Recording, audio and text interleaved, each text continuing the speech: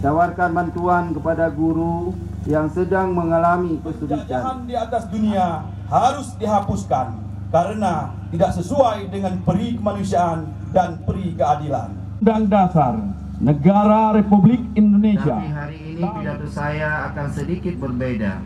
Saya ingin berbicara apa adanya dengan hati yang tulus kepada semua guru di Indonesia dari Sabang sampai Merauke.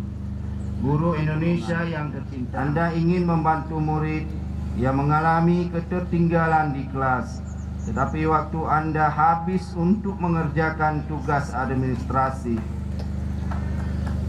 tanpa manfaat yang jelas. Anda tahu betul bahwa potensi anak tidak dapat diukur dari hasil ujian.